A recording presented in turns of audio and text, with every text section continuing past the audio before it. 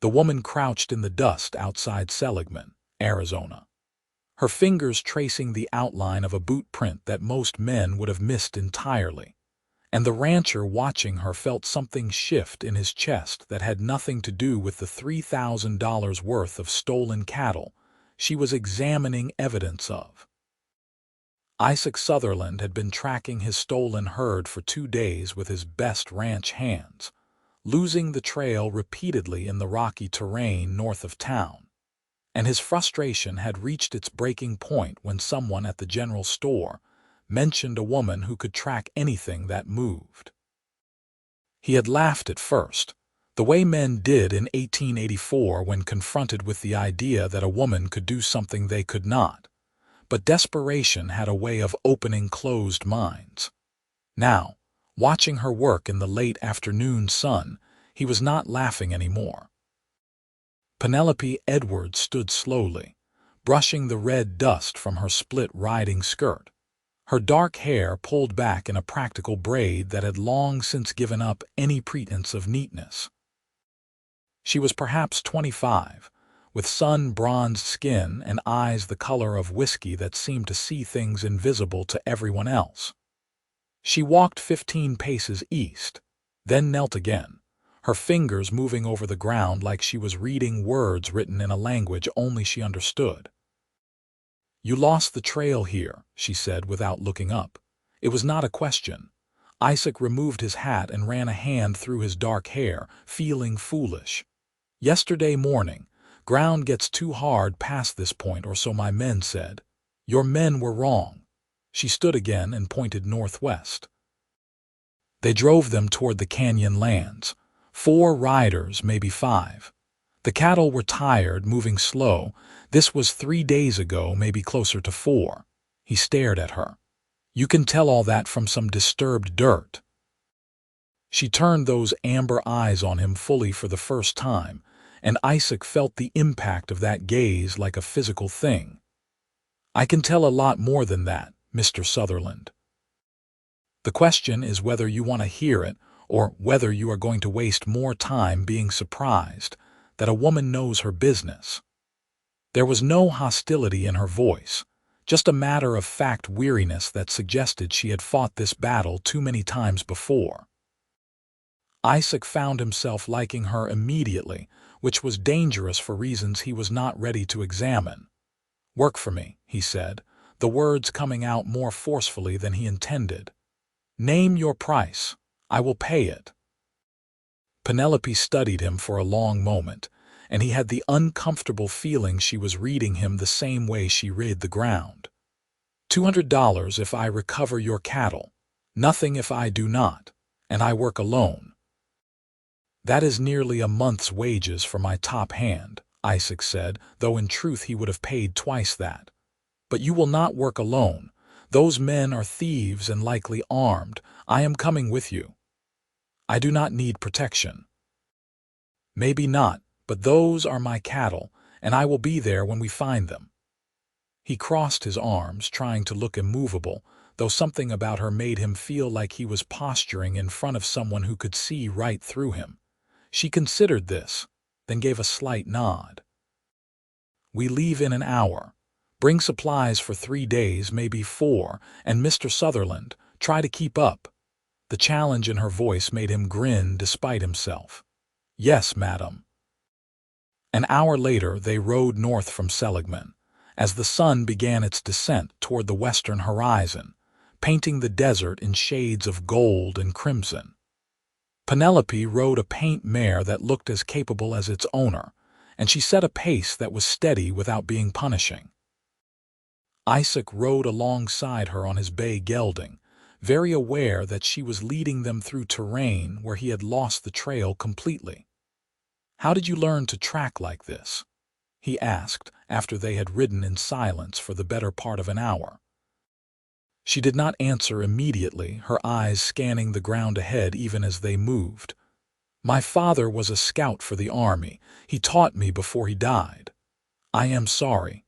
It was a long time ago." Her voice was neutral, but Isaac sensed the grief beneath it, old and settled like sediment at the bottom of a river. I was 16. After that, I hired myself out to anyone who needed tracking done. Turns out there is always someone who has lost something they want found. Cattle rustlers, mostly. Sometimes. Sometimes people tracking lost relatives.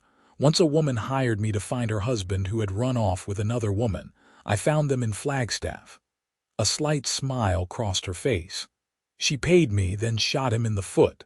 Isaac laughed, surprised. Did you know she was going to do that? I suspected. She had a particular look about her. Penelope glanced at him. You have that look too, by the way, like you are barely holding something back. He sobered. Those cattle represent 6 months of work. My ranch is not large, Miss Edwards. Losing them could put me under. Then we will find them. She said it with such certainty that he almost believed her. They made camp as full darkness fell, in a sheltered spot between two large rocks that would hide their fire from casual observation. Penelope moved with efficient grace, unsaddling her mare and setting up a small cooking area with practiced ease. Isaac found himself watching her more than he should, noting the way firelight played across her features, the strength in her hands as she worked. "You are staring," she said without looking up from the coffee she was preparing. "Sorry, I am just not used to working with someone so capable." "You mean you are not used to working with a woman?" She poured coffee into 2 tin cups and handed him one. "It is fine. Most men are not." He accepted the cup, their fingers brushing briefly in the exchange. "How do you stand it? The doubt, I mean, having to prove yourself over and over." She settled on her bedroll across the fire from him, cradling her coffee. "The same way you would stand anything. You do it because the alternative is worse. What would you have me do instead? Sew samplers, teach school?" She shook her head. "This is what I am good at. This is what I love. Why should I give that up because men find it uncomfortable?" "You shouldn't," Isaac said, meaning it. "I just think it must get lonely." Something flickered across her face, gone too quickly for him to identify. "Yes," she said quietly, "it does." They sat in companionable silence after that, drinking coffee and listening to the desert night sounds. A coyote called in the distance, and somewhere an owl hunted on silent wings. Isaac found himself relaxing in a way he had not expected, this woman's presence oddly comforting despite how little he knew her. "Why ranching?" she asked eventually. "You could have been anything." "My father's dream," Isaac admitted. He worked as a ranch hand his whole life, saved every penny to buy land of his own. He died before he could do it, so I did it for him. Bought 200 acres 5 years ago, have been building it up ever since. He stared into the fire. "Sometimes I wonder if I am doing it because I want to or because I feel like I owe him." "Maybe both can be true." He looked up at her. "Is that how you feel about tracking?" "No, this is just mine." She smiled slightly. "But I understand the weight of doing something for someone else. My father wanted me to be able to take care of myself. Every lesson, every skill he taught me, it was about survival, about never needing to depend on anyone." Her smile faded. "I am not sure he meant for it to go quite this far. Would he be proud, do you think?" "I hope so." She set down her empty cup. "We should sleep. I want to start before dawn." Isaac nodded and moved to his own bedroll, but sleep was slow to come. He kept thinking about the woman across the fire from him, about the loneliness she had admitted to, about the way she moved through the world with such self-contained competence. He had known her for less than a day, but already she was under his skin in a way that felt both exciting and terrifying. They woke in the pre-dawn darkness, breaking camp quickly and riding out as the first pale light touched the eastern sky. Penelope led them deeper into the canyon lands, following signs that Isaac could not see even when she pointed them out. Broken grass here, a displaced stone there, marks on rock faces where cattle had brushed past. It was like watching someone read a book written in invisible ink. By mid-morning they had reached a narrow canyon that cut between towering red rock walls. Penelope stopped her mare and dismounted, studying the ground with intense concentration. "They camped here," she said. "2 nights ago. 5 men, definitely. They are moving slower than they should be, which means they are not worried about being followed." "Arrogant," Isaac said, dismounting to stand beside her, "or smart. They covered their trail well enough to fool most trackers." She looked up at him, and he realized how close they were standing. "You hired the right person, Mr. Sutherland." "Isaac," he said. "If we are going to be chasing rustlers together, you should call me Isaac." "Penelope," she replied. "Though most people call me Pen. Penelope suits you better." He was not sure why he said it, but the slight color that rose in her cheeks made him glad he had. She turned away, but not before he caught a glimpse of something in her expression that looked like pleasure.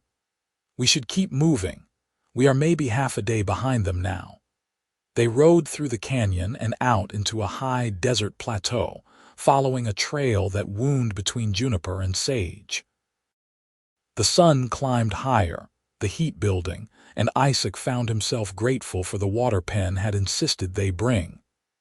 She seemed tireless, her focus never wavering, and he could not help but admire her dedication. It was early afternoon when she suddenly reined in her mare, her whole body going still. "What is it?" Isaac asked quietly. "Smoke." She pointed northwest. "See that haze? Someone has a fire going, and not a small one.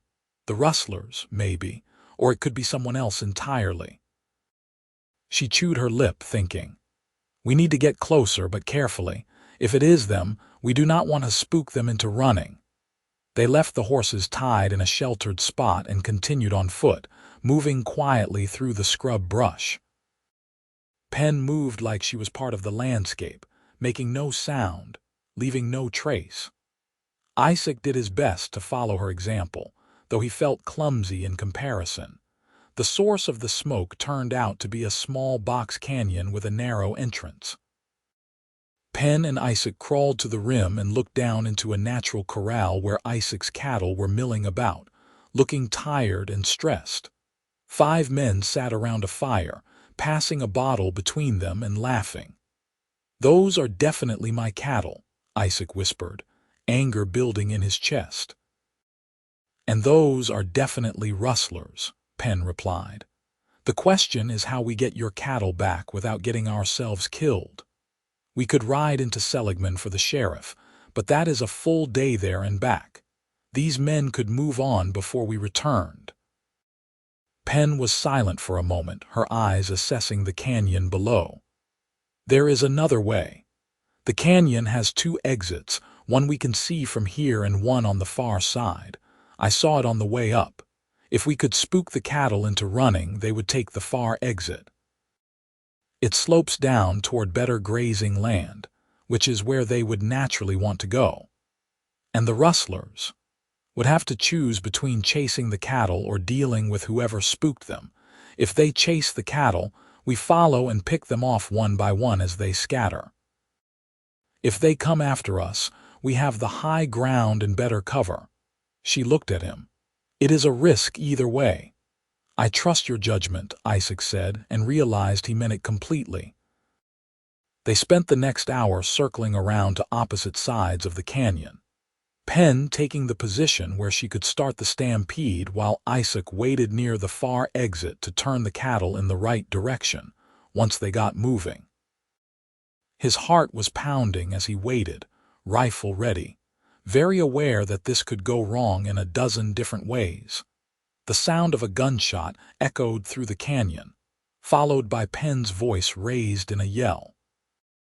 The cattle, already nervous, exploded into motion, thundering toward the far exit exactly as Pen had predicted. Isaac fired his rifle into the air, turning them slightly so they flowed down the slope toward the valley below rather than scattering into the rocks. Shouts erupted from the rustlers' camp. Isaac saw 2 of them running for their horses while the other 3 grabbed rifles and headed toward where Pen had been.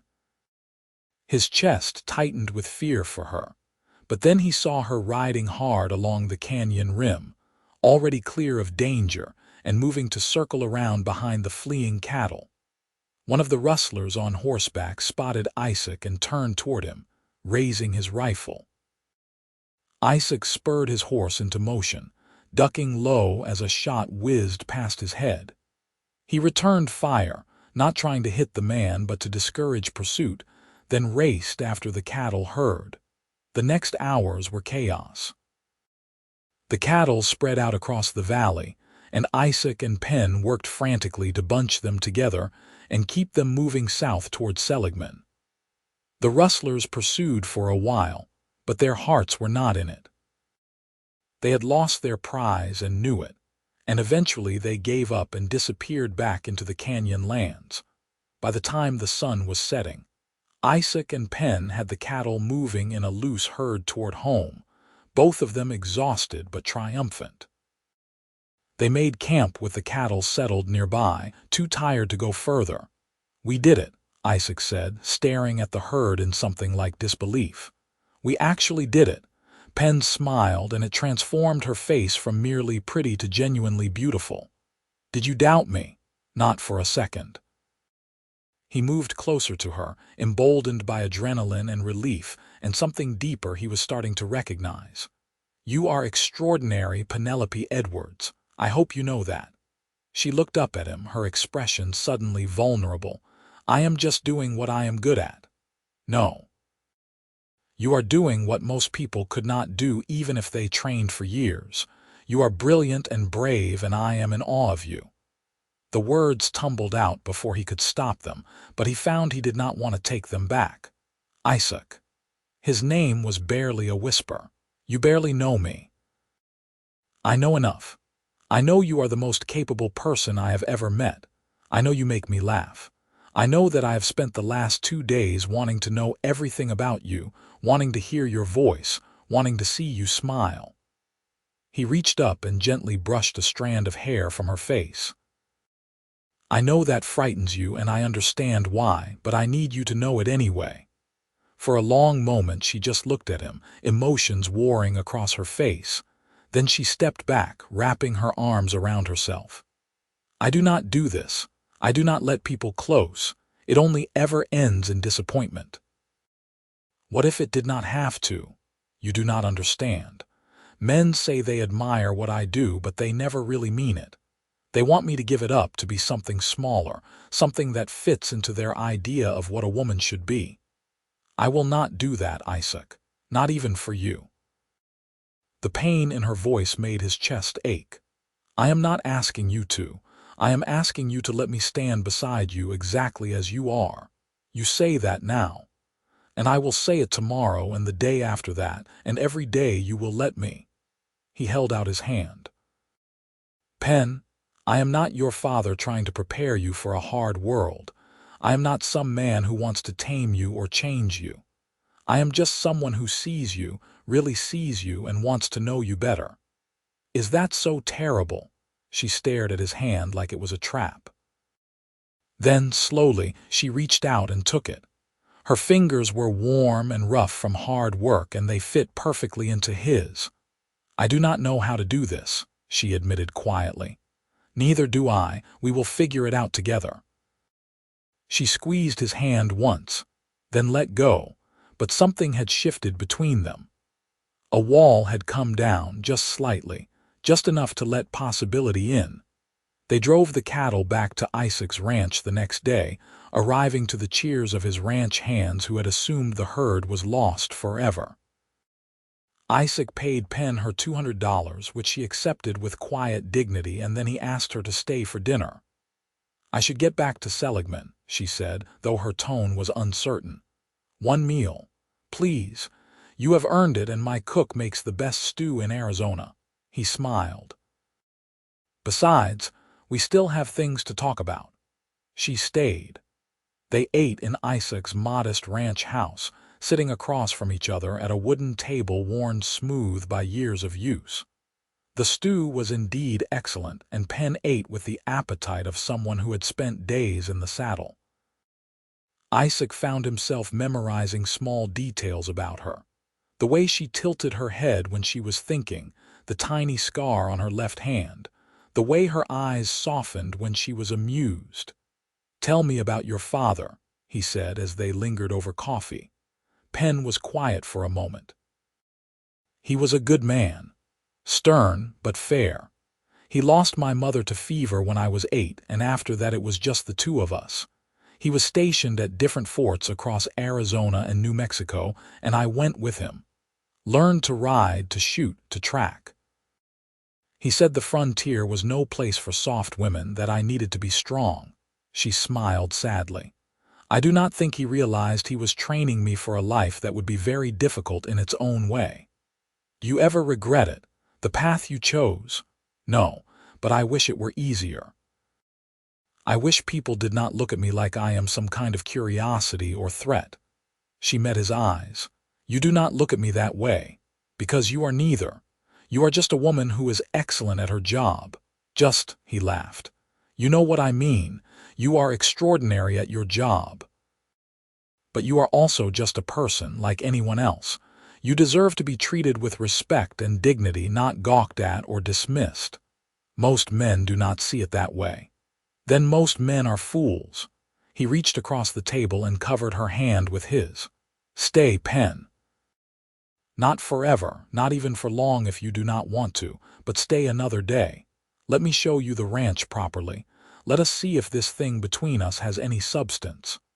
She turned her hand over beneath his, lacing their fingers together. "One day. But Isaac, you have to understand. I will not give up tracking. I will not give up my independence.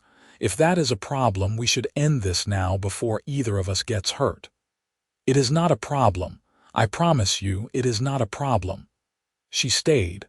One day became 2, then 3. Isaac showed her his ranch, his modest herd of remaining cattle, the land he was trying to build into something lasting.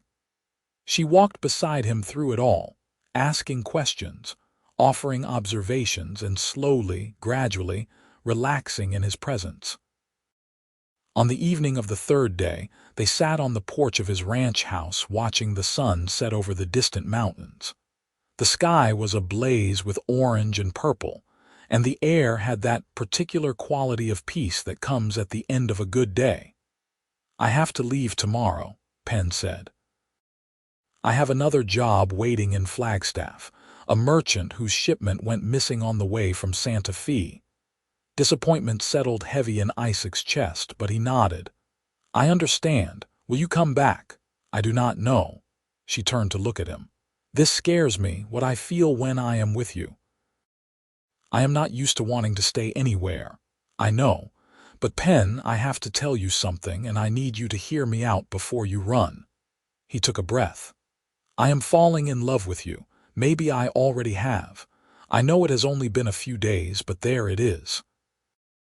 You do not have to say anything back, and I am not asking you to change your plans. I just needed you to know." She stared at him, her expression unreadable. Then, to his complete surprise, she laughed. Not mockery, but genuine amusement mixed with something that sounded like relief. "You are either the bravest man I have ever met or the most foolish," she said. "Probably both. I think I am falling in love with you too." The words came out rushed, like she was afraid if she did not say them quickly she would lose her nerve. "And that terrifies me more than anything I have ever done. Because tracking, surviving on my own, all of that I know how to do. But this, being vulnerable to another person, I have no idea how to do this and not lose myself." Isaac moved closer, taking both her hands in his. "What if loving someone did not mean losing yourself? What if it just meant adding someone to your life without subtracting anything? Is that possible? I do not know, but I want to find out." He lifted one of her hands to his lips and kissed it gently. "Go to Flagstaff. Do your job. Be brilliant at it. But then come back to me. Let us try this, really try it. If it does not work, we will part as friends. But if it does work, Penn, imagine what we could be together." Tears glistened in her eyes. You make it sound so simple. Maybe it is. Maybe we are the ones making it complicated. She kissed him then, leaning forward to press her lips against his with a tenderness that made his heart ache. It was gentle and tentative, a question as much as a declaration, and when they parted they were both smiling. "I will come back," she said. "I cannot promise when, but I will come back. I will be here." She left the next morning, riding north toward Flagstaff, and Isaac stood watching until she disappeared from view. His ranch suddenly felt empty without her, which was ridiculous considering she had only been there a few days. But her absence was a tangible thing, a hollow space where her presence had been. He threw himself into work, trying not to count the days. He repaired fences, tended his cattle, made plans for expanding his herd. His ranch hands noticed his distraction but were wise enough not to comment. A week passed, then two. He began to wonder if she would really come back, if perhaps the pull of her solitary life had proven stronger than whatever connection they had formed. Then, on a crisp morning in early October, he looked up from mending a saddle to see a rider approaching from the north. His heart leaped even before he could make out who it was, some instinct telling him what his eyes had not yet confirmed. Pen rode into his yard looking tired and dusty and absolutely beautiful. She dismounted and stood there, her expression uncertain. "I found the missing shipment," she said. Bandits had hidden it in a cave outside Flagstaff. The merchant was very pleased. "That is good." Isaac set down the saddle and walked toward her, trying not to smile too widely. "Long ride back. Very long. I had a lot of time to think." She took a breath. "I want to try this, Isaac. Really try it. But I need you to understand what that means. I will still take tracking jobs. I will still be gone for days or weeks at a time. I will still be me." "I know. And I will still be me, a rancher trying to build something lasting out of dust and hope. Sometimes I will need to focus on the ranch and cannot give you all my attention. Sometimes I will be boring and practical and not particularly exciting. Can you live with that?" "I think I can. I think maybe boring and practical sounds kind of wonderful after a lifetime of uncertainty." She smiled. "I am not good at this, at opening up and being vulnerable, but I want to try, for you, for us." He closed the distance between them and pulled her into his arms, holding her tight. She stiffened for just a moment, then melted into his embrace, her arms coming up to wrap around his waist. "We will figure it out," he murmured into her hair. "Together." The next months were a study in adjustment and compromise. Pen took tracking jobs, but she always came back to the ranch, to Isaac.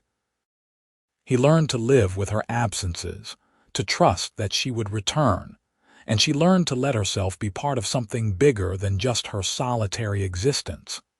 It was not always easy.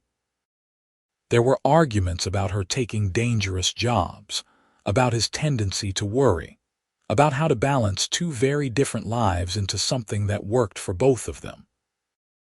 But there were also evenings on the porch watching sunsets, mornings waking up beside each other, quiet moments of connection that slowly built into something unshakable. Pen taught Isaac to read terrain the way she did, pointing out signs he had never noticed. Isaac taught her about ranching, about the satisfaction of building something with your own hands and watching it grow. Winter came to the Arizona high desert, bringing cold nights and occasional snow. Pen stayed at the ranch more during those months, taking only local jobs that would not keep her away long. She and Isaac grew closer, learning each other's rhythms, discovering the thousand small ways two people fit together when they really try. It was on a clear February evening, with stars brilliant overhead and the scent of pinewood smoke in the air, that Isaac asked her to marry him. They were in the barn, checking on a mare that was due to foal soon. Pen was running her hands over the mare's side, murmuring soothing words when Isaac spoke. Marry me. She froze, her hands going still. What? Marry me, Pen. I love you. I want to build a life with you, not despite who you are, but because of it. I want to support your work, celebrate your successes, worry about you when you are gone, and rejoice when you come home. I want to grow old with you. He came to stand beside her. I know marriage often means losing yourself, especially for women, but it does not have to be that way. Marry me and we will make our own rules. You can keep your name if you want. You can keep tracking. You can keep being exactly who you are. Just be it with me. Pen turned to face him, tears streaming down her face. You really mean that, all of it? Every word? I have never meant anything more. Yes. The word came out as a sob and a laugh mixed together. Yes, I will marry you. He kissed her then, deep and long, pouring everything he felt into that kiss. The mare nickered softly beside them as if offering her approval. They married in April of 1885. A small ceremony in Seligman with a handful of friends and Isaac's ranch hands as witnesses. Pen wore a simple dress the color of the desert sky, and Isaac could not take his eyes off her. She was beautiful, yes, but more than that, she was radiant with happiness, all her walls down, all her defenses set aside for this one perfect moment. I, Penelope Edwards, take you, Isaac Sutherland, to be my husband, she said, her voice strong and clear. I promise to love you, to stand beside you, to build a life with you that honors both of us. I promise to come home to you, no matter how far I wander. I promise to trust you with my heart, even though that scares me more than anything I have ever done. I, Isaac Sutherland, take you, Penelope Edwards, to be my wife, he replied. I promise to love you exactly as you are, to never ask you to be less than yourself. I promise to support your dreams and your work. I promise to build a home that you want to come back to. I promise to be worthy of the trust you are placing in me. They sealed their vows with a kiss, and if Isaac's heart felt too big for his chest, if his eyes were suspiciously wet, no one mentioned it. Married life suited them both in ways neither had expected. Pen continued to take tracking jobs, her reputation growing as word spread of her abilities. She worked for ranchers, merchants, desperate families, even occasionally for the territorial marshal when a situation required her particular skills. But she always came home to Isaac and the ranch. For his part, Isaac expanded his operation, using the money he saved from Pen's recovery of his cattle to buy more land and increase his herd. The ranch prospered, and with it their life together grew richer and fuller. They were partners in the truest sense, each supporting the other's ambitions, each celebrating the other's victories. In the summer of 1886, Pen discovered she was pregnant. The news terrified her almost as much as it thrilled her. She came to Isaac in the evening, finding him in the barn, and stood there twisting her hands together nervously. I need to tell you something, she said. He looked up from the harness he was mending, immediately picking up on her anxiety. What is wrong? Nothing is wrong exactly. I am just scared. She took a breath. I am pregnant, Isaac. We are going to have a baby. Joy flooded through him, followed immediately by concern when he saw how frightened she looked. He set down the harness and went to her, taking her hands. That is wonderful news, but you do not look happy. Talk to me, Pen. What are you afraid of? Everything, she admitted. I'm afraid of losing myself. I'm afraid of not being able to track anymore. I am afraid of becoming just someone's mother and nothing else. I'm afraid I will resent the baby for taking away my freedom. I am afraid I will be a terrible mother because I do not know how to do anything except survive on my own. The words tumbled out in a rush, all the fears she had been holding in. Isaac pulled her close, letting her bury her face in his chest. Listen to me. You are not going to lose yourself. You are going to expand yourself, add something new without taking anything away. Yes, things will change. You might not be able to take jobs as often, at least while the baby is small, but that is temporary, not permanent, and you will not be doing this alone. I am here, Pen. We will figure this out together, the same way we have figured out everything else. You really believe that? I really do. You are the strongest person I know. You are going to be an amazing mother because you are going to teach our child to be brave and capable and independent, the way your father taught you. And I am going to be right there beside you, helping every step of the way. She held him tight, and he felt some of the tension leave her body. I do not know how to do this. Good thing you have a partner who will learn with you then. The pregnancy was not easy. Pen struggled with feeling confined, with the physical limitations her growing body imposed. But Isaac was patient and supportive, taking over the tracking jobs himself when he could, hiring help when he could not, making sure Pen never felt trapped or useless.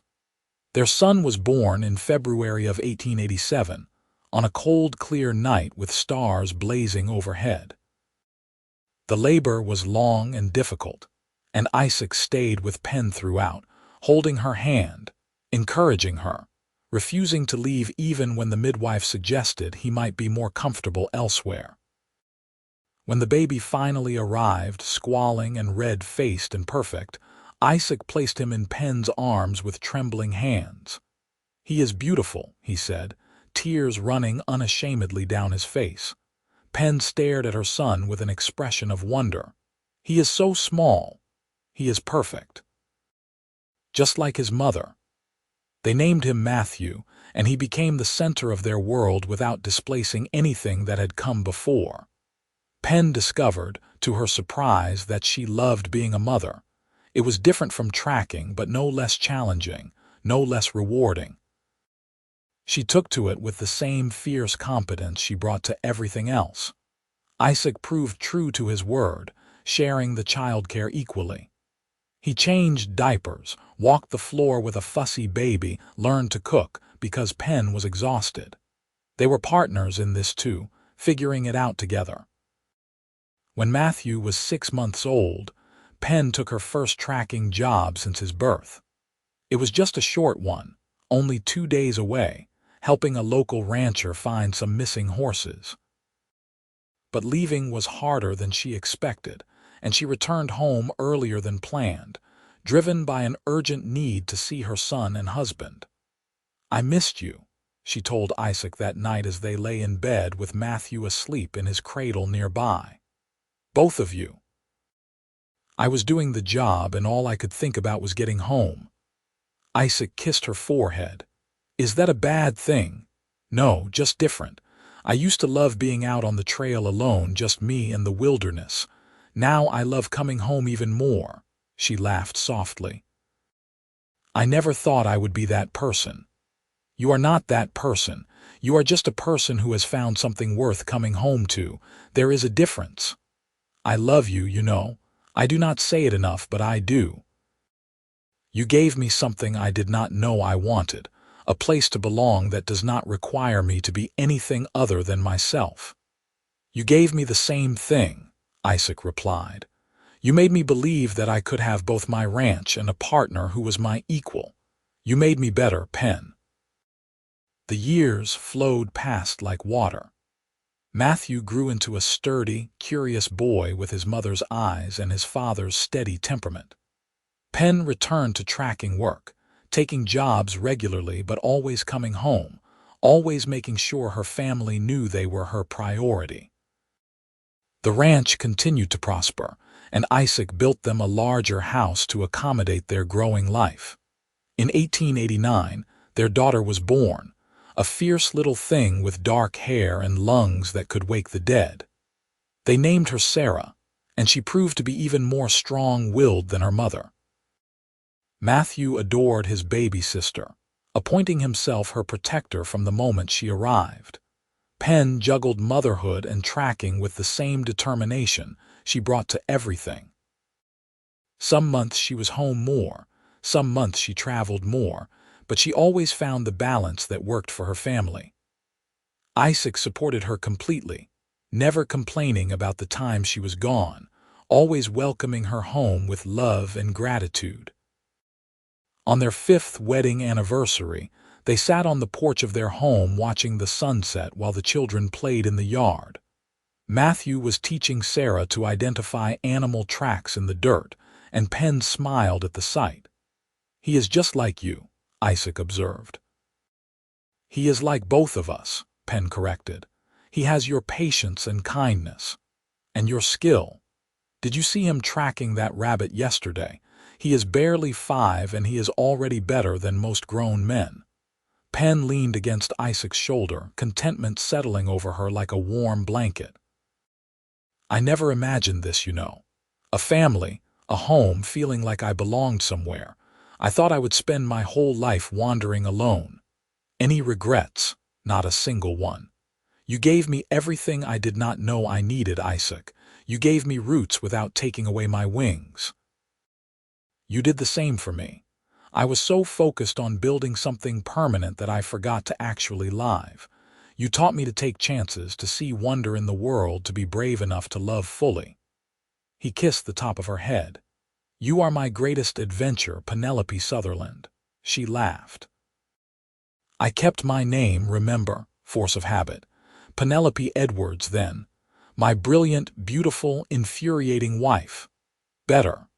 The children came running up then, breathless and excited about some treasure they had found.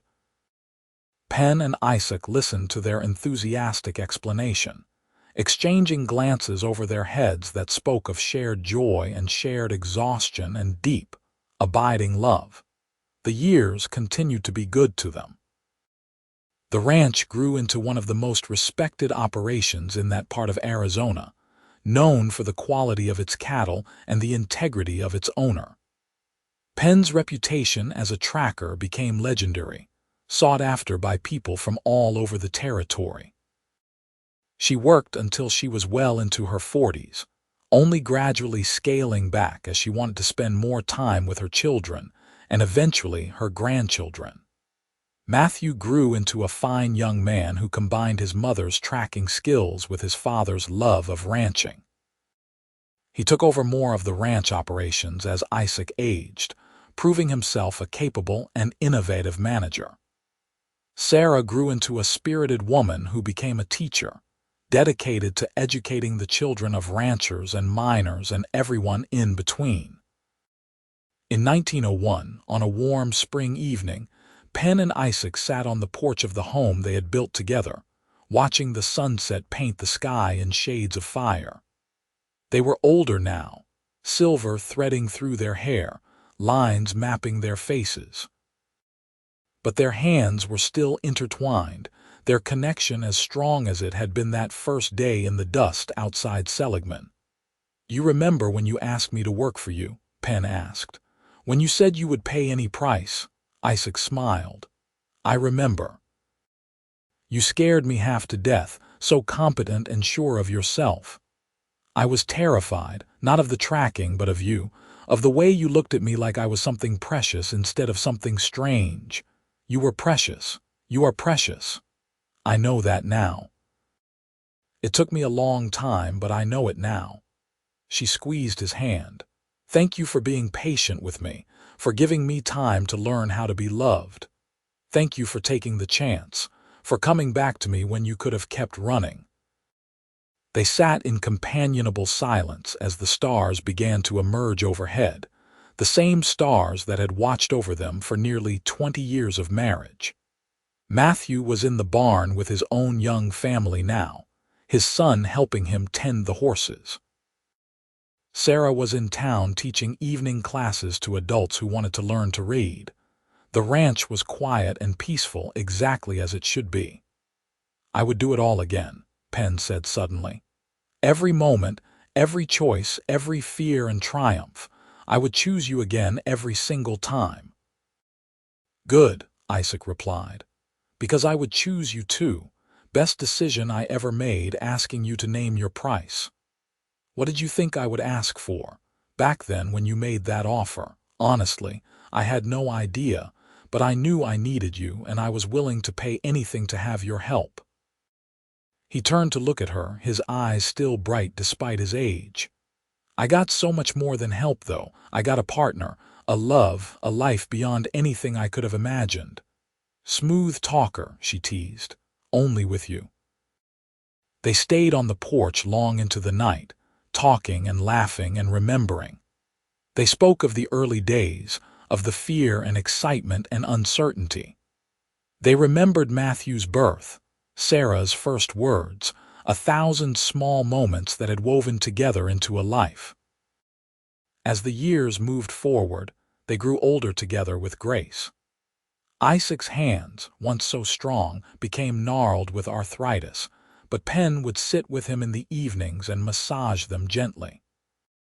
Pen's eyes, once so sharp, needed spectacles to read, and Isaac would read aloud to her from newspapers and books. They adapted, they adjusted, they continued to love each other through every change. Matthew took over the ranch completely by 1905, running it with the same dedication his father had shown. He had married a kind woman named Elizabeth, and they had 3 children who adored their grandparents. Sarah married a mining engineer and had 2 daughters of her own. The house that had once held just Isaac was now filled regularly with children and grandchildren, with laughter and life. Pen stopped tracking for hire in 1903, but she never stopped tracking. She taught her grandchildren the way her father had taught her, showing them how to read the land and move through it with respect. Isaac would watch her with those young ones, patient and knowledgeable, and his heart would swell with pride and love. In the spring of 1908, Isaac fell ill with pneumonia. He fought it hard, but at 63, his body was not as resilient as it once had been. Pen stayed by his side through it all, holding his hand, telling him stories of their life together, refusing to let him go alone into that darkness. On a clear May morning, with sunlight streaming through the window and Pen's hand in his, Isaac Sutherland died peacefully. His last words were, "I love you, my brilliant wife." Pen's grief was a fierce, terrible thing. She had known loss before, had buried her father and various friends over the years, but losing Isaac felt like losing part of herself. Matthew and Sarah worried about her in those first weeks, seeing how the light had gone out of her eyes. But Pen was stronger than even she knew. She grieved deeply, but she did not break. She found comfort in her grandchildren, in teaching them the skills her father had taught her and she had taught their parents. She found purpose in preserving the ranch that she and Isaac had built together, advising Matthew on decisions, helping where she could. She lived another 12 years, dying peacefully in her sleep in 1920 at the age of 61. Her last thoughts were of Isaac, of that day in the dust when he had looked at her with hope and desperation and said, "Work for me and name your price. I will pay it." She had named her price, and he had paid it with decades of love and respect and partnership. They buried her next to Isaac on a hill overlooking the ranch, with a view of the desert stretching away to the distant mountains. The headstone reads simply, "Penelope Edwards, beloved wife, mother, and tracker." Below that, someone had added, "She could track a trail days old." Matthew stood at her grave after the funeral, his own children and grandchildren around him. "They were something special, your grandparents," he told the youngest ones. "They built something real out of dust and determination and love. Remember that. Remember them." The ranch continued for generations, passed down through Matthew's line. It prospered and grew, weathering droughts and depressions, always enduring. And the story of Pen and Isaac became family legend, told and retold to each new generation. The tale of a cowboy who needed help and a woman who could track anything, who found each other in the Arizona desert and built a love that lasted beyond death, in the barn that Matthew's great-grandson eventually restored. There was a wall with photographs, One showed a young woman on a paint mare, her eyes sharp and focused. Beside it was a photo of a handsome man with a gentle smile. And in the center was a wedding photograph, the woman and man gazing at each other with such obvious love that it made the heart ache to see it. Visitors to the ranch would sometimes ask about them, and whoever was there would smile and say, "That is Pen and Isaac." She could track a trail days old, and he was smart enough to realize that was exactly what he needed. They found each other, and everything else followed from that. It was a simple story in the end. Two people who took a chance on each other, who built a life from nothing, who loved fiercely and completely and without reservation. Two people who proved that you could be yourself and be loved. That partnership did not mean losing your identity. That the right person would stand beside you rather than in front of you or behind you. Their love story echoed through the generations, a reminder that the best relationships are built on respect and trust, and the courage to be vulnerable. That true love does not demand you be smaller, but celebrates you being exactly as large as you are meant to be.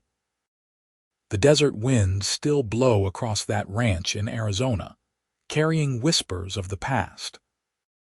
And sometimes, on clear nights when the stars blaze overhead, it is almost possible to imagine two figures on the porch of the old house, hands intertwined, watching the sunset together the way they did for so many years.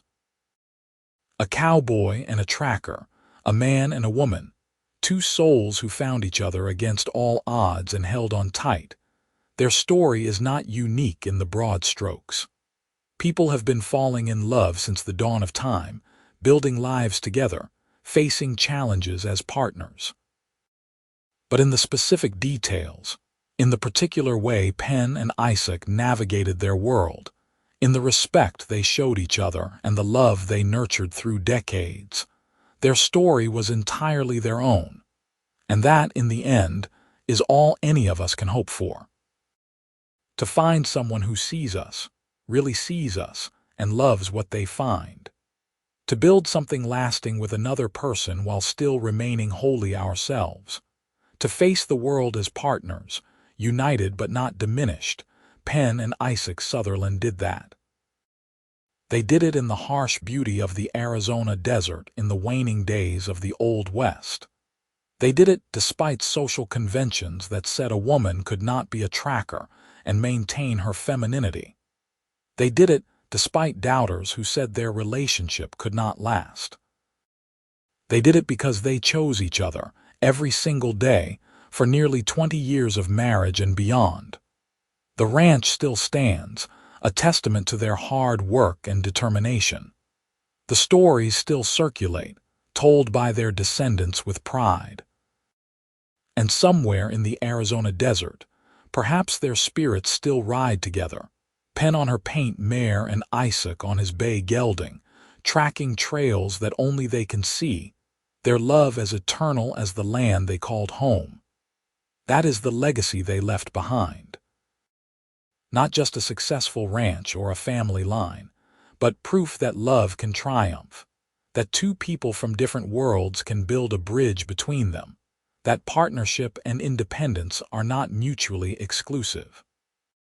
They showed that the best relationships honor both people, that true love makes room for individual dreams while building shared ones. Their story began with a simple exchange: work for me and name your price. Pen could have asked for money alone, could have done the job and ridden away. But somewhere in those days tracking stolen cattle, somewhere in the firelight conversations and shared dangers, she named a different price. The price of being seen, of being valued, of being loved for exactly who she was. And Isaac paid it gladly, with every day they had together. He paid it with respect and support and unwavering belief in her capabilities. He paid it by building a home she wanted to return to, by being a partner worthy of her trust, by loving her so completely that she finally felt safe enough to love him back. That is the real story. not just about tracking or ranching or survival in the Old West, but about two brave souls who dared to love each other fully, who built something beautiful in a harsh land, who proved that the greatest adventure of all is opening your heart to another person and letting them in. And they lived it every day until death parted them. Even then, their love continued in their children and grandchildren, in the ranch they built, in the stories that refused to be forgotten. They became legend, not because they were perfect, but because they were real. Because they faced their fears and loved anyway. Because they chose each other, over and over again, until choosing became as natural as breathing. The sun still sets over the Arizona desert, painting the sky in impossible colors. The wind still whispers through the canyons where Penn once tracked stolen cattle. The land endures, as it always has, as it always will. And somewhere in that vast expanse, the love story of Penn Edwards and Isaac Sutherland continues to echo, a reminder that the best things in life are worth fighting for, worth believing in, worth holding on to with both hands and never letting go. That is how love stories should end. Not with tragedy or separation, but with triumph. With two people who found each other, built a life together, and loved until the very end. With a legacy that extends beyond their own years, touching everyone who comes after them. With the quiet satisfaction of a life well lived together. Penn and Isaac had that. They had everything that mattered. And their story, told and retold through generations, continues to inspire. It reminds us that love is not just about grand gestures or perfect moments, but about choosing someone every day. About building a life brick by brick, choice by choice, day by day. About respecting and honoring your partner while remaining true to yourself. They got it right, those two. And their rightness, their love, their partnership, became the foundation for everything that followed. The ranch, the family, the legacy. All of it built on that first moment when a desperate cowboy offered to pay any price, and a lonely tracker decided to take a chance. Best decision either of them ever made.